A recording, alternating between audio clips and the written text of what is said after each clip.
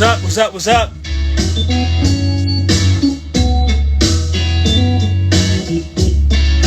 What's up? 67 RPM.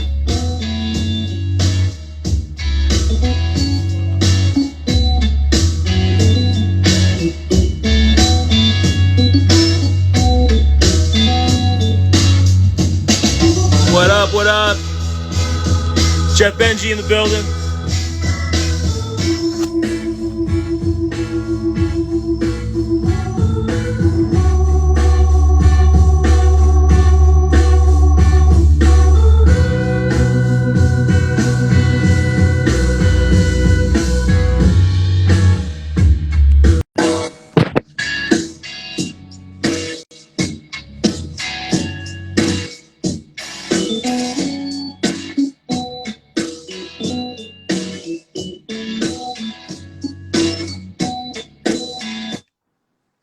Benji, I sent you the invite, man. Where you at?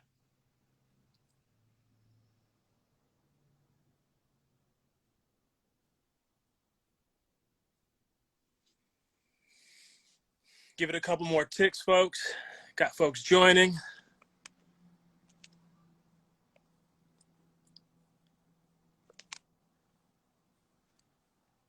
Oh, I see. All right, Jeff, I see what happened.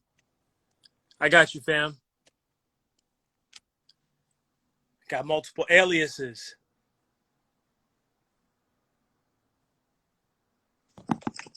There he is. Hey. You know what happened? I went for Jeff Benji a hundo, and I didn't realize you were signed in under a different alias or whatever. Oh. All good. I was just playing Muddy Water beforehand, getting pumped up. Want to welcome everybody who's on the bridge right now. I see all you. Troy, what up? So, folks, thank you so much for tuning in. Welcome to 2GENTs. Man. It's me, Wax Villain. You already know my name, though, and my buddy Jeffy Benjamin, all right? And this is a special edition of Two Gentlemen and a Turntable. We got a special guest. We're a big fan of this person. He's part of the Wax Villain family. And I'm so excited for this. It's been an amazing journey for this musician, and I wanted to bring him on our live stream show so that y'all could connect and kind of learn more about this musician. I think there's just so much that's below the iceberg that we don't see that Benjamin and I are trying to shine the light on, and so that's why we have these fireside chats. For those that don't know, our fireside chats are slightly different than your standard interview. The idea here is to bring folks on and give you insight that you can't necessarily do a Google search on, that you're not going to hear on a podcast. We put a lot of time into researching, the musicians that we bring on 2GENTs and a Turntable, because we want it to be fun for them, and we want to bring new insights that y'all haven't seen before, things that we want to know as fans. And so that's the idea behind the fireside chat. There are 7 to 8 questions. I think we have 7 for this fireside chat. And then we have what we've rebranded from lightning round to RPMs. 10 questions, really cool stuff. The idea is for the musician to answer the questions as quickly as possible. They're meant to be short, one-word answers. But again, this is to drive engagement further and give you more insight into the person and less about them as a musician and what they kind of bring to the table. Let's see if we got Mike on. I see Wax the Maddox in the house. All right. So we got a couple ticks before our special guest joins. But that's the format for the show. Like I said, I wanted to try and keep these around 30, 35, 40 at tops. I want these to be short. I'm not trying to take an hour of people's time if I can help it. The goal for me is to introduce you, give you the connection points, how to find this person on the net, their music, and to be able to take away some cool facts so you can have dope conversations with your friends when you're, taking out a White Blinds record or a Bombia's record. And, the one question that I always have when I look at records, when I'm listening is, man, who are these musicians? What are they about? Where'd they come from? Where have they been? How did this style come about? What's the inspiration for the song and everything like that? And so that's what we're bringing here with 2GENTs and a Turntable special edition Fireside Chats. Benji, is there anything you want to add? No, I mean, and especially so with Mike Duffy in this case, because like with all of the modern soul music that we listen to, I mean, he's connected to so much of it. So it's going to be really cool to have him on. Yeah. Hey, real quick, do you own any Crocs? No. Bruh, I'm trying to secure sponsorship. I need you to pick up some Crocs. No, okay. It's the official footwear for two gentlemen and a turntable. This is the all-white ghost out version right here. Official sponsor, Crocs. I'm trying to lock it in, man. And they can make, Yeah. what are they called? Little widgets, or those little jewels things that you put on the front of the shoes. Mm-hmm. I think that would be like if there was like a WV, there Next was level. 7-inch, right? That would be so cool. I love that meme you sent me where you had to put them into sport mode. Yeah. You flip it down, you have to put them in sport mode. Mr. Duffy is in the building. We're gonna go ahead and welcome him really quick.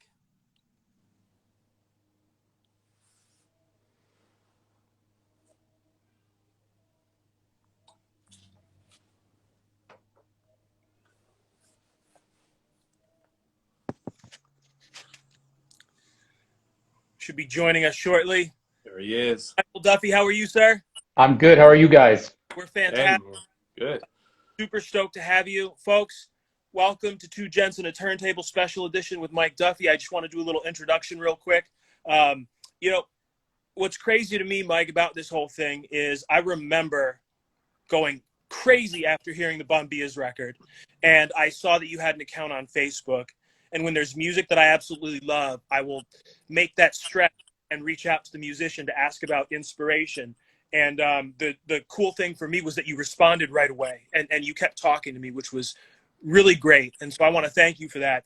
But it's just so dope that in less than a year, finding out about your music, getting to talk to you, to be a fan and to study things further. And in less than a year, we're you know, the three of us are on 2GENTs live stream and we're getting a chance to talk with you, to ask questions that we've been dying to know as fans. And more importantly, for our fans that aren't familiar with F-Spot, you know, your work with the Blinds, the Bombias, it's a great chance for them to connect and to learn more. And one of the things I hinted on earlier was that we don't just ask standard questions. These are a little bit different. We're looking to drive those connection points and the engagement. And at the same time, for you, we're not trying to have you answer the same questions you've already answered 100 times. So we've done the research. Folks, without further ado, one of my favorite drummers, one of Benji's favorite drummers, from the mighty F-Spot Records, someone who has made music a constant part of his journey in life, putting himself around musicians, you know, going back to high school, getting scholarships, his work in Cali and Texas, Azomati, what do we got here? Jungle Fire, right? Rugged Nuggets. He has played with the best musicians that we know and love on the soul, jazz, and funk scene. Without further ado, Mr. Michael Duffy. Welcome, Mike. Thanks, guys. Appreciate you having me on board. Awesome. So, Mike, you know, we're going to go ahead and kick things off. I know who you are. Benji knows who you are. But for those that might not yet, tell us who Mike Duffy is and where we can find you online, how we can access your music. Well, as you've stated, and as it's in your background, obviously I'm an F-Spot Records artist. Currently, I lead my own organ trio called the White Blinds. I've led that band for the past 5 years. We have a full-length record out. We have 245s out on an homage series, which will have the final third coming out possibly. Obviously, the vinyl plants are backed up, but possibly this July we'll have the third of that 3-part series out. I'm also a member of the Bombias with the head of F-Spot Records, Mr. David Celia. Shout out to Dave. Yeah, and then I also am in a band, somewhat I guess you could call supergroup, with some of my former Jungle Fire bandmates and the guys from the couple guys from the Surefire Soul Ensemble, and that's called Bubasa. We put out a 45 last year on Coal Mine Records, and Tim, who is the leader of the Surefire Soul Ensemble, just got his own imprint. So we'll be putting out the second Bubasa record on his imprint, which is called All Town Sounds, out of San Diego, California. And good thing to note on that band is I share the drumming duties with the great Jake Nager. Jake Nager is a California drummer who's just been legendary and played a lot of hip hop acts. Yeah. So when you hear more of that hip hop sound from Bubasa, that's Jake. When you hear more of like the kind of Latin-y, Afrobeat, kind of not so hard backbeat sound, that's me. We are definitely a good 1-2 punch together, and I enjoy sharing that seat with him. But the other two bands I mentioned, I pretty much run the drum chair in both of those bands. And obviously, if you look at my Instagram page or just look up Michael Duffy, I have a long history with Latin music, with pop music. Like you said, I was in the band, one of the pioneers of Latin alternative music, Ozo Motley. I held the drum chair for about 2.5 years in that band.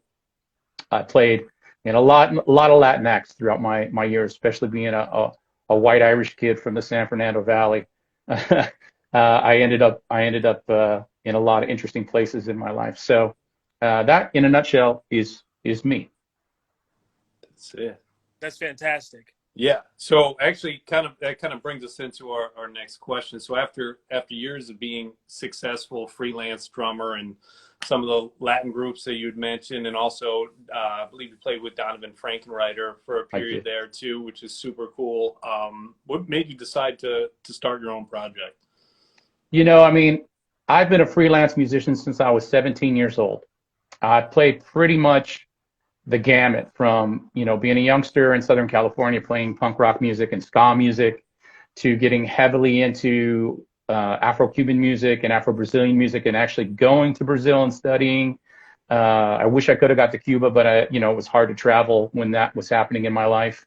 And after playing with just the gamut of bands, and like you mentioned, Donovan Frankenreiter was the last person I toured with before I seriously dug my heels in with Jungle Fire, which was my first successful original project. And I shared that project with the rhythm section of the Rugged Nuggets, Joey Reyna, Sam Halterman, and Judd McDaniel. And then it featured the powerhouse percussion section of myself, Mr. Steve Haney from the Grey Boy All-Stars, and Alberto Lopez.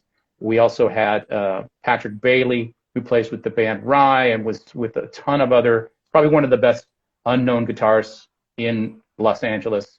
And then we had the horn section of Otto Granillo, Sean Billings, and Sam Robles. It was just a powerhouse band that I was super excited to stand in front of and lead for almost 10 years before I got the courage to strike out on my own and form the White Blinds. Very glad cool. you did too. Thank you. I'm glad you did. I mean, no, appreciate that. With so much music out, your name on a lot of it. What stands out as a favorite for you? Whether it's maybe the sound or an experience that you had in terms of being part of the LP that was released or a 45. What stands out? Which is one of your favorite releases? I mean, being a band leader and having the courage to make Get To Steppin, which is on your wall behind you. I mean, it's a very big step for me because I've always been part of a collective. Yeah. And, the Blinds was pretty much my vision, my imprint, everything I wanted to be as a drummer that I didn't necessarily have the courage back then to step forth and put my foot on the ground and say, no, this is what I'm going to do. Mm-hmm. And that record, no one questioned anything about my intentions on that record. What I wanted to make, I made. And obviously, I couldn't have made that record without the help of Kerry Frank and Matt Hornbeck, because their support in my vision was monumental in it happening. So, Right. I'm very grateful to them. But it's all the records that I've made as away from being a sideman have their own story and have a personal connection to me. But that one in particular is because it's 100% me. yeah. And that's really cool that David gave you the freedom to kind of do your own thing on that record too, and kind of gave you the creative freedom to just make it your own. Yeah, I mean, shouts out to a guy named Lido Mangana. Lido Mangana leads a great band called Mestizo Beat.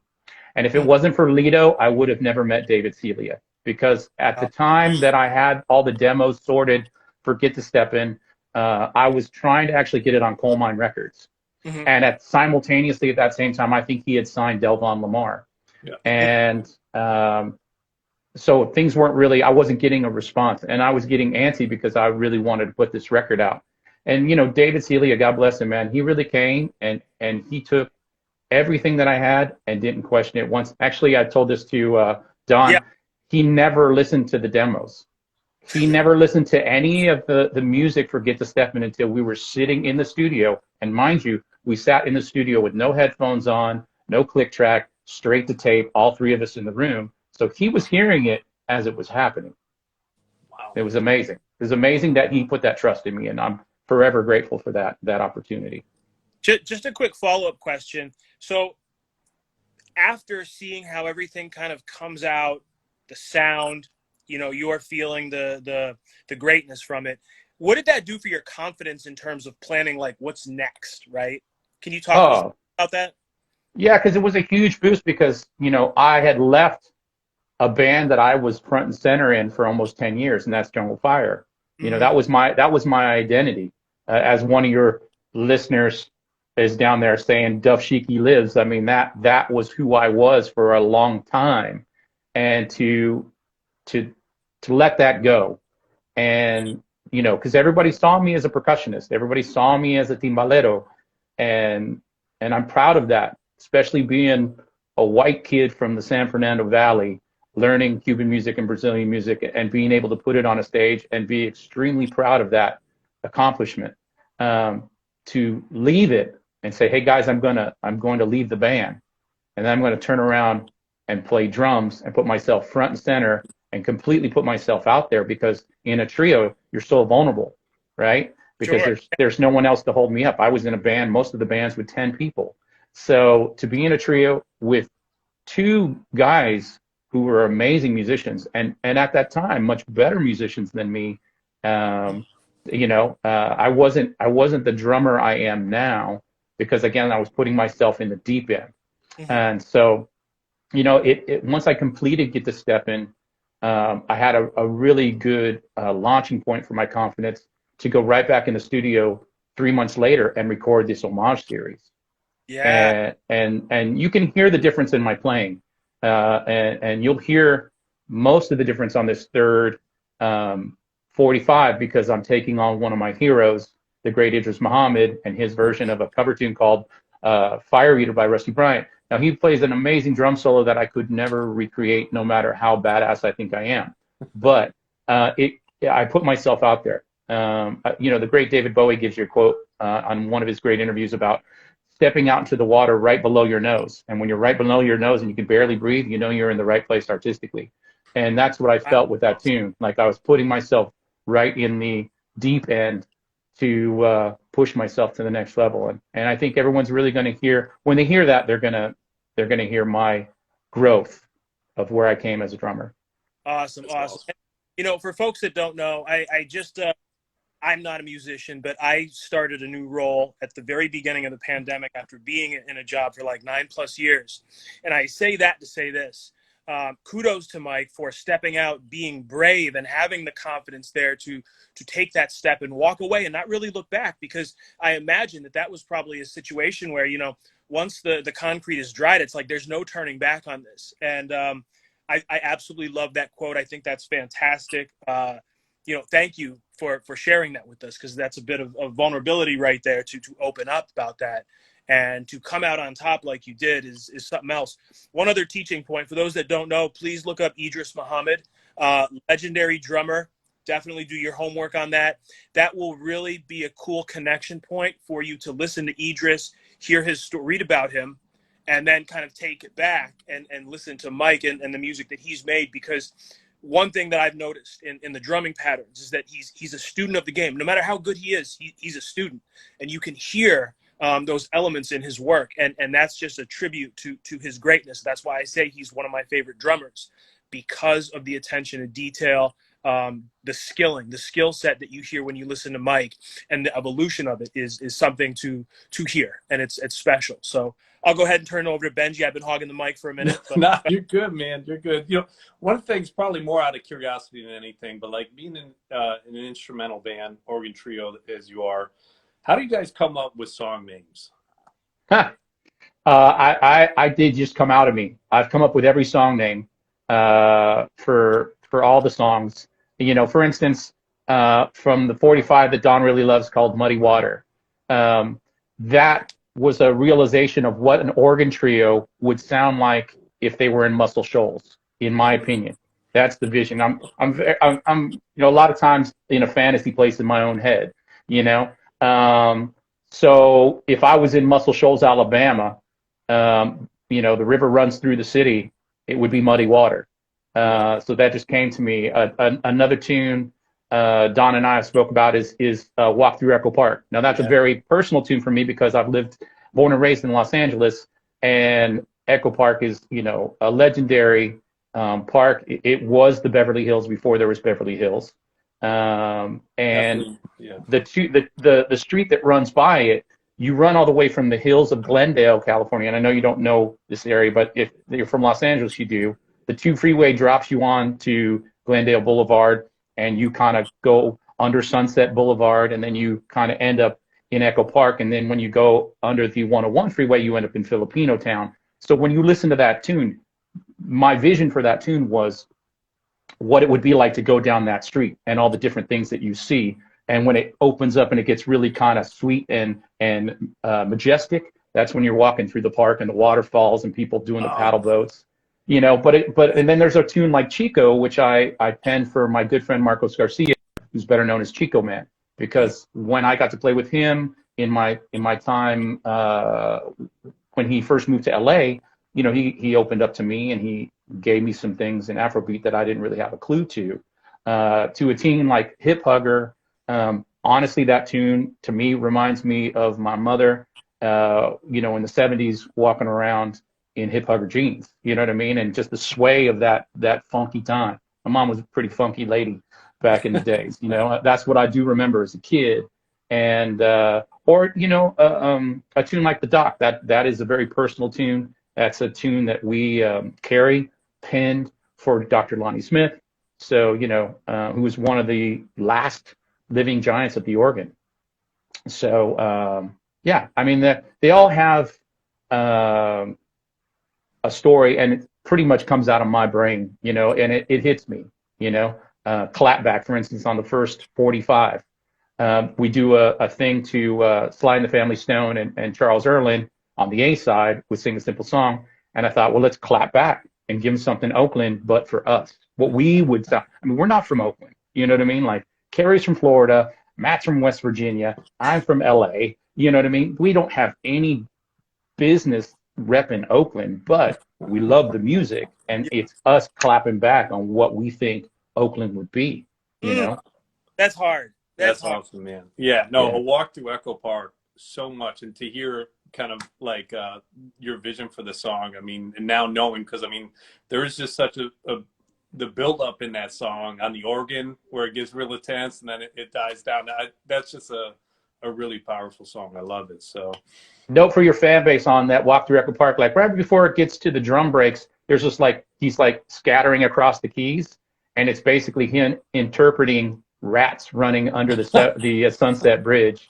Sunset, yeah. Because when we were making it, I was like, dude, when you go under Sunset on Glendale, sometimes you see these big ass rats, you know. And he's like, I was like, do some of that shit running across the keys, you know what I mean? Because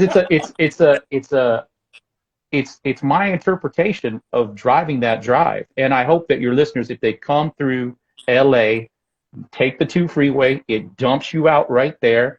You're gonna go into the edge right near Dodger Stadium. You're going to drop in. You're going to go under Sunset Boulevard, where one of our great venues, the Echoplex, is. And there's some murals. And right where those murals are is where I see those damn rats. You know what I mean? and then when you come out and you kind of take like a little hill up, it drops you right into the park. And the park's beautiful. They actually spent a lot of money to redo the park and make it real nice. And so it's kind of, again, the majestic part of that tune. And then you go back under the 101 freeway and it gets a little funky and a little dirty because, you know, Filipino town hasn't been gentrified like the rest of LA. So it's still a little cutty and gritty over there. And, you know, again, all the tunes, they just, you know, my brain, what goes on in here sometimes is just madness. Right on. No, I love that. And No, we'll have to set up the 2GENTs walking tour. yeah, well, hey, that's 2022. Going to the city near you. No, but you know what, Mike? That bit of intel right there about what that's supposed to kind of mean in terms of like the rats, that is so dope, and that is definitely a 2GENTs moment. Those are the type of insights that we want to bring to the folks that view this, because you can't read that anywhere. We've looked at your stuff. It doesn't say anything about that. And so I think that's really awesome. I want to kind of circle back a little bit, though, because we talked about, you know, the blinds being your vision, your project. When I first picked up the album and I looked at it, I said, oh, it's a trio. There's 3 people in this band. Can you be explicit and kind of talk about your vision for it and you know, how the other 2 people are actually positioned in you know, the project? Sure. So when I started the band, Kerry Frank was the new young organist. He was 23 when I met him.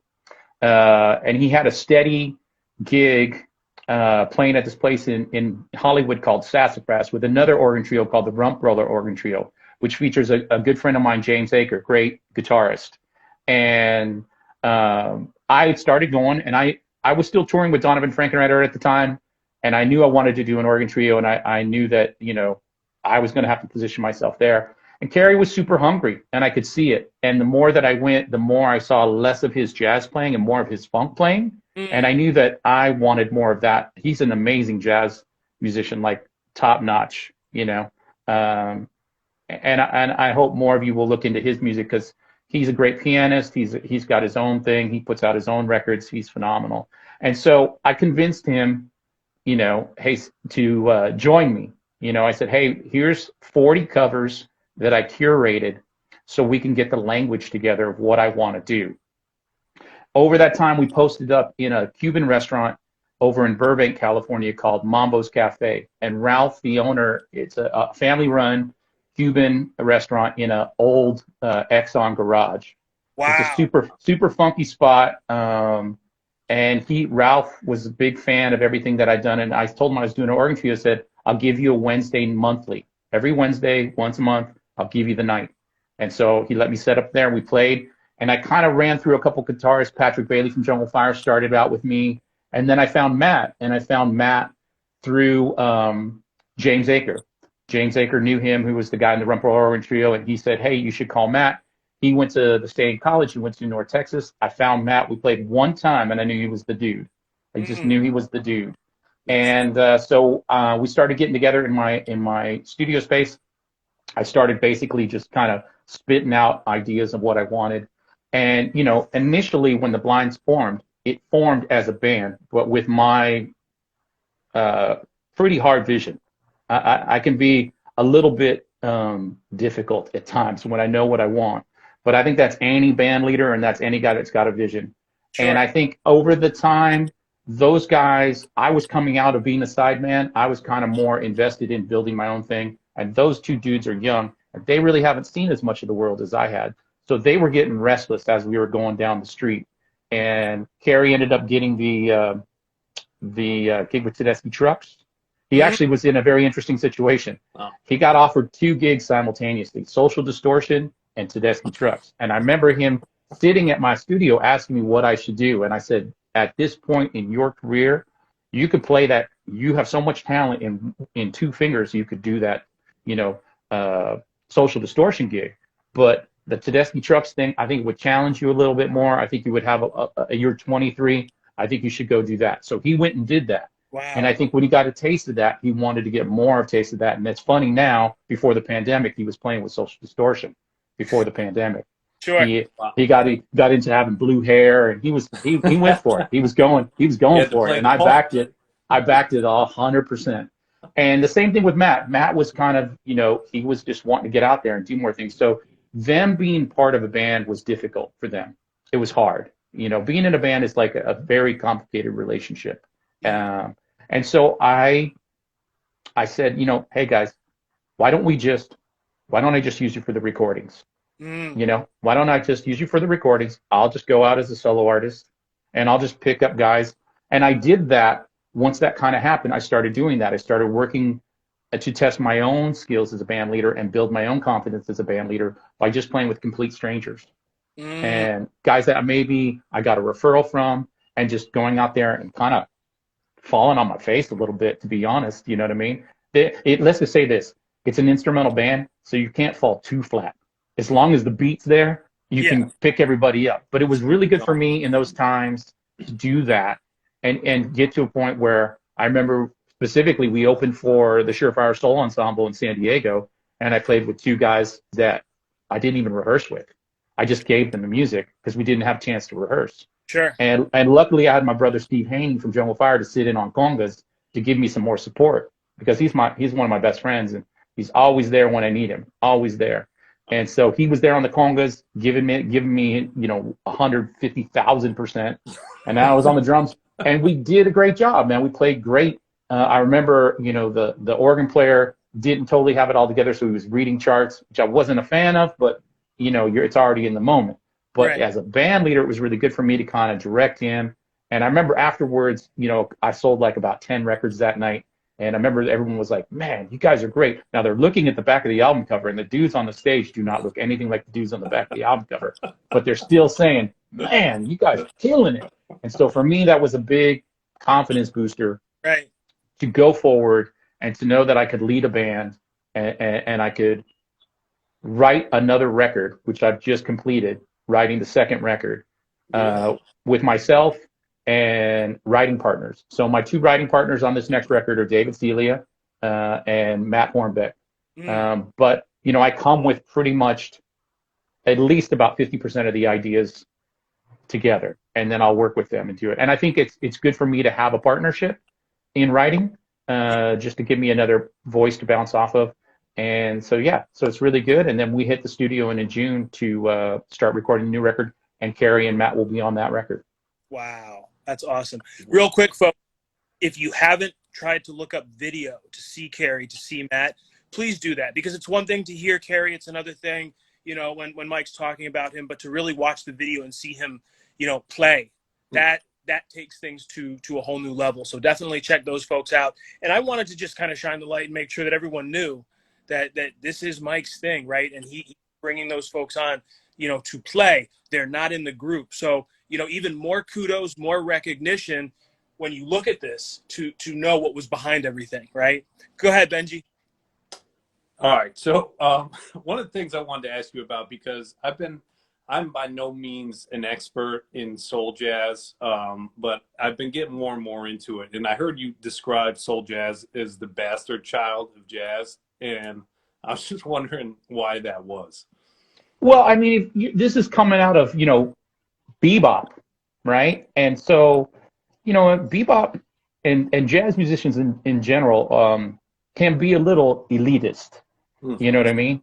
And because it's very difficult to play that music. It's really difficult to play that music. And with, especially I'll speak on the drum set because that's my instrument. The drum set is what we know and what we like as fans of the drums is more backbeat driven, right? Hard snare, hard kick. That doesn't exist in bebop drumming. It's all in the ride cymbal, all in the right hand and the left foot playing the upbeats. And all this kind of chatter and conversation that happens between the snare drum and the bass drum and the instrumentalist, right? So when 55, 56, maybe even 57 comes around, we're getting the birth of rock and roll. And the landscape of popular music is changing, and people don't necessarily want to hear Miles Davis and John Coltrane. They want to hear the Beatles, or they want to hear Blueberry Hill. They want to hear all the great pianists that are coming out of New Orleans at the time. They want to hear Fats Domino. They want to hear that. And so as we get further on and we get into the 60s and the Beatles coming over, changing, the record do something. We didn't make something happen.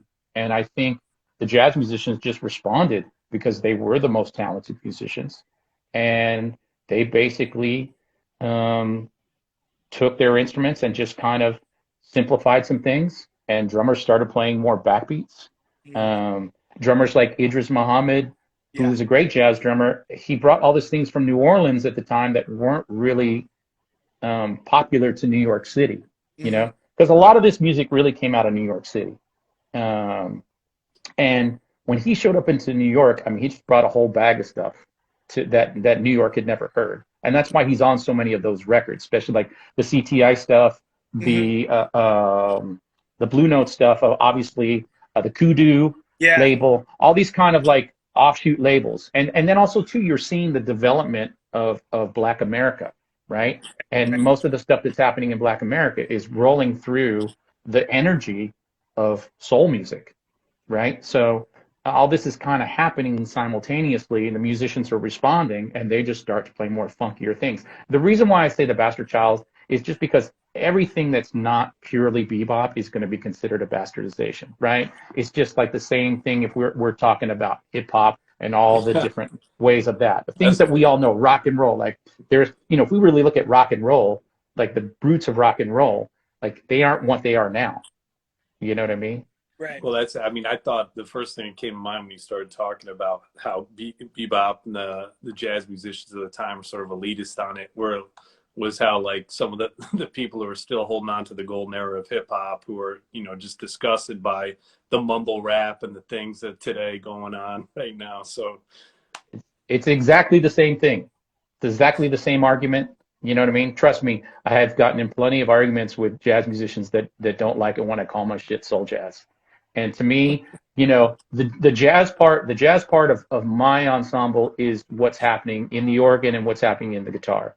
My drumming is straight up soul drumming coming out of soul music, and utilizing small elements of jazz. And that's why I'm so drawn to Idris, yeah. because I mean, if you really dig into his background, like in the later half of his life, he straight up played jazz. He didn't play any more funk stuff, Hmm. And another guy that I'm really crazy about too is a guy named Mike Clark. And if Hmm. you dig into Mike Clark, from the Headhunters, he'll say he was a bebop drummer. He's a jazz drummer. He didn't really, the backbeat wasn't his thing. He just did that to pay the bills. Hmm. But he's a jazz drummer. But what I really am inspired by him is he's playing with the Headhunters, and I got to see him later, in his career, like in the '90s when the whole acid jazz thing was coming back in play, and I saw him play a high pitched jazz drum set, but playing funk music on it. And when I heard that, it fucked me up. It fucked me up real good. And not long after that is when I discovered Idris, and I'm listening because as I've said before, like um, a lot of the great Blue Note stuff that was recorded live wasn't released when it came out. I'll give you a perfect example. Grant Green's Live at Club Mozambique was released in 1995. It was recorded in '71, and the record label just probably didn't feel that it was going to sell, so they shelved it. But when acid jazz came back into play, it got released. And when I heard that record, same thing, that drum sound, Ronnie Foster on the organ, Grant Green on the guitar. I can't remember who's playing saxophone on that record, but that fucked me up, man. That screwed me up. That messed me all up in my head. My head was all tweaked, and I could never get rid of it. And I didn't. And again, over the years, as I was growing as a drummer, I'd sit down at a bebop kit and try to do that, and I would fail miserably. And it kind of again took me a couple steps back to kind of get the confidence to just plow into it, and do it. And now I don't want to do anything else. It's pretty hilarious. I mean, my drum set on the bombillas is completely black and white. It's completely opposite. But if you really dig into my playing, it's the same shit. I'm Hmm. playing the same shit. I'm not really playing. And if you listen to the Bubasa song, Yeah Yeah, I'm playing the same shit. Like I play the same shit on everything. My sound is pretty much my interpretation of Joe Dukes, Bernard Purdy, and Idris Muhammad. Right. Again, I don't try to copy them, or Mike Clark too. I don't try to copy them. But what I try to take is how I explain it to people is I just try to take the sentence structure of what they're doing. I don't Right. try to repeat them. I just try to take the sentence structure of what they're doing and then add my own thing because, you know, I got all this history of Latin music and Cuban drumming and Brazilian drumming and you know, and if you really dig way deep back in my life, you know, I had a pretty strong career as in marching band and drum and bugle corps and you know, so I've just got like a lot going on in my past, and how I'm fusing that together now is just creating a whole interesting take on those dudes' imprint on me personally. Sure. Uh, and you know, and so I appreciate the support, guys. I mean, again, drummer is the hardest working dude in the band and gets the least amount of love, you know. But as the great Miles Davis always said, shitty drummer, shitty band. Um, So true. we're coming up on our last question. This is one of the more deeper ones. Can you talk to us a little bit about your relationship with the drums and percussion? What are we hearing when we're listening to you and you know, the story through your body of work? Can you talk a little bit about that? Well, kind of like what I was alluding to. I mean, you know, I say I play the same stuff on every record. It's not true, but it's I have a language. I have a language that I draw from, and that language comes directly from three things. It comes from, you know, the gentleman that I spoke of, Joe Dukes, Idris Muhammad, and Bernard Purdy. It comes from Drum and Bugle Corps. It comes from the Blue Devils Drum and Bugle Corps out of Concord, California, which raised me and made my hands do what they do. And then it comes from the barrios of Cuba and Brazil, where I've been fortunate enough, mostly in Brazil, I've been fortunate enough to be in the hood, I mean, like places I shouldn't have been, you know. I probably could have got jacked, you know, but I didn't. And I hung with some deep cats, you know. And I haven't done that in Cuba. Hopefully I'll get to do that. That's on the bucket list, you know. But the music of rumba from Cuba, the music of batucada from Brazil, that's in me. That's in this white Irish kid from the San Fernando Valley. That is in me. I don't know how, but it's in me. And when I hear it, it drives me crazy, drives me nuts. You know, I mean, in a good way, not in a Right. bad way. So, you know, all of those forces coming together is you know, my relationship with the drums. And it's just the drums now, because in this transition to push myself to be as, you know, respectful to the guys that came before me and laid the ground, I put the percussion away 5 years ago because I needed to. I get too distracted if I got too much shit going on. So I need to be focused. And so I actually sold and gave away all my percussion when I left Jungle Fire. And I don't really want to go back because the story that I left with Jungle Fire is at the top of my game. The Wow. stuff that I did with that band is at the top of my game. And I see him here on shouts out to Jason Joshua because he's going to release a 45 that got left in the dust with probably the best timbale solo I ever played in that band. Wow. And so I'm really excited that he's going to do that. He's helping me out a lot with that because it was you know, it was going to probably sit on a shelf for a long time if he didn't do that. So shouts out to Jason. But yeah, I mean those are the forces that are behind me and my playing. That's awesome. Great question. Shout out to the mighty Mango Hill for joining. We see you. Appreciate Yes. it. Mango Hill, one of my favorites. JJ. Same thing for Benji, so that's dope that you're on here. That sums up our questions. We're going to move on. Well, actually, I got one more. I got a bonus question before we Hey, get to the let's do it. RPM. Let's do it. So, Wax and I are big fans of the Bubasa record. And as I was going through the Discogs on Bubasa, I saw a review there, and I just wanted to get your take on it. And the reviewer, I believe his name, Midnight Runner, says, this is exactly the sort of rip-roaring funk to listen to when your ma'am is at the shops and you're trying on her kinkiest underwear. Was that what you were going for? Well, he was probably listening to Icebreaker and not listening to Yeah Yeah. Listen, folks, here's the truth, man. You put on Icebreaker, Jake Nager just destroys the drums on that fucking track. It's insane. And I can't say it any other way than that.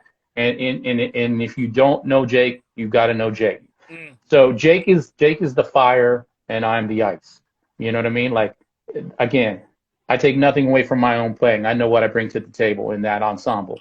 You know, but if we're talking about kinky underwear, if we're talking about dancing while your missus is out, we're talking about Icebreaker, and we're talking about the drumming of Jake Nature.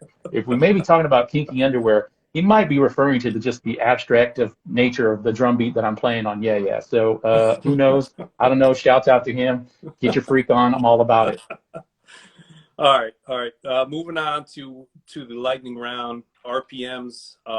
We'll get going. Basically, 10 questions. Answer them as quickly as you can. Are you ready? Go for it. Musical inspiration growing up. Earth, Wind, and Fire.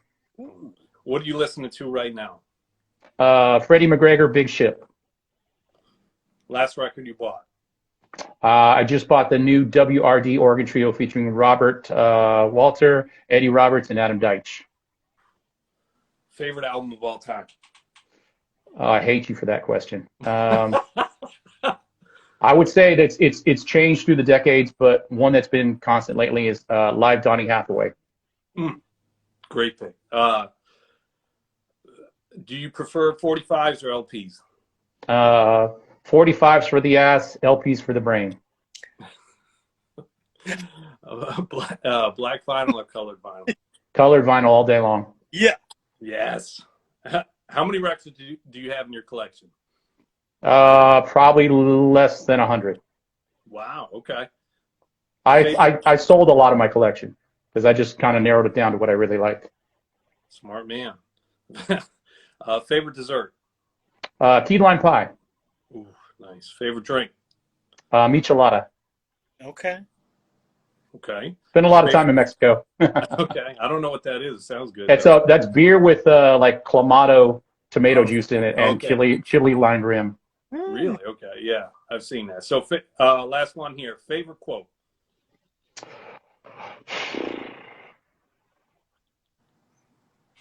There's a couple. If you don't mind, I'll do two. Yeah.